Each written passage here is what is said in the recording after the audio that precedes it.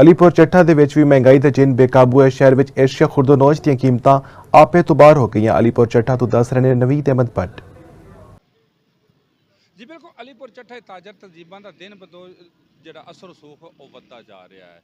ਇਹ ਮੁਕਾਮੀ ਸਿਆਸਤਦਾਨਾਂ ਤੇ ਮੁਕਾਮੀ ਜਿਹੜੇ ਨੇ ਦਫ਼ਤਰੀ ਬਾਬੂ ਨੇ ਉਹਨਾਂ ਨੂੰ ਦਾਵਤਾਂ ਤੇ ਖਾਪੇ ਕਰਾ ਕੇ ਮਨ ਮੰਡਲੀ ਦੇ ਫੈਸਲੇ ਕਰਾਉਣ 'ਚ ਮਾਹਿਰ ਨਜ਼ਰ ਆ ਰਹੇ ਨੇ। ਇਹਨਾਂ ਸਿਆਸਤਦਾਨਾਂ ਦੀ ਅਸ਼ੀਰਵਾਦ ਤੇ ਜਿਹੜੇ ਆਪਣਾ ਕਾਨੂੰਨ ਨੂੰ ਰੌਂਦਣਾ ਆਪਣਾ ਹੱਕ ਸਮਝਦੇ ਨੇ ਤੇ ਕਾਨੂੰਨ ਦੀਆਂ ਧੱਜੀਆਂ ਉਡਾਉਣਾ ਫਖਰ ਸਮਝਦੇ ਨੇ। ਅਲੀਪੁਰ ਚੱਠਾ ਦੀ ਜਿਹੜੀ ਮਹਿੰਗਾਈ ਦੇ ਵਾਲੇ ਨਾਲ ਗੱਲ ਕੀਤੀ ਜਾਏ ਤਾਂ ਇਸ ਟਾਈਮ ਕੱਦੂ, ਆਲੂ, ਪਿਆਜ਼, ਟਮਾਟਰ ਜਿਹੜੇ ਨੇ ਉਹ ਅਸਮਾਨਾਂ ਨਾਲ ਗੱਲਾਂ ਕਰ ਰਹੇ ਨੇ। ਅਗਰ ਰੇਟ ਲਿਸਟ ਪ੍ਰਾਈਸ ਕੰਟਰੋਲ ਦੀ ਗੱਲ ਕਰੀਏ ਤੇ ਪ੍ਰਾਈਸ ਕੰਟਰੋਲ ਦੀਆਂ ਕਮੇਟੀਆਂ ਗੈਰ ਫਾਲ ਨਜ਼ਰ ਆ ਰਹੀਆਂ ਨੇ।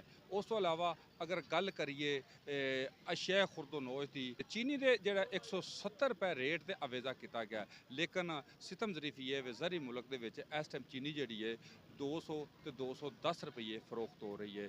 ਅਗਰ ਗੱਲ ਕੀਤੀ ਜਾਏ ਘੀ ਦੀ ਤਾਂ ਘੀ ਵੀ ਜਿਹੜਾ ਜਿਹੜੇ ਸਰਕਾਰੀ ਰੇਟ ਦੇ ਮੁਤਾਬਕ ਨਹੀਂ ਮਿਲ ਰਿਹਾ। ਅਗਰ ਗੱਲ ਕਰੀਏ ਆਟੇ ਦੀ ਤੇ 20 ਕਿਲੋ ਵਾਲਾ ਥੈਲਾ ਜਿਹੜਾ ਉਹ ਤਕਰੀਬਨ 200 ਰੁਪਏ ਮਹਿੰਗਾ ਇੱਥੇ ਫਰੋਖਤ ਹੋ ਰਿਹਾ। ਅਗਰ ਗੱਲ ਕਰੀਏ ਦਾਲਾਂ ਦੀ ਜਾਂ ਦੀਗਰ ਅਸ਼ਿਆ ਦੀ ਤਾਂ ਉਹਦੀ ਵੀ ਜਿਹੜੀ ਹੈ ਰੇਟ ਲਿਸਟ ਦੇ ਮੁਤਾਬਕ ਕੋਈ ਵੀ ਜਿਹੜੀ ਹੈ ਫਰੋਖਤ ਨਹੀਂ ਹੋ ਰਹੀ। ਅਗਰ ਗੱਲ ਕਰੀਏ ਚਿਕਨ, ਮਟਨ, ਬੀਫ ਦੀ ਤਾਂ ਉਹ ਵੀ ਜਿਹੜੀ ਪ੍ਰਾਈਸ ਕੰਟਰੋਲ ਦੀ ਪਰਚੀ ਹੈ ਉਹਦੇ ਤੋਂ ਕਈ ਗੁਣਾ ਜ਼ਿਆਦਾ ਫਰੋਖਤ ਹੋ ਰਹੀ ਹੈ।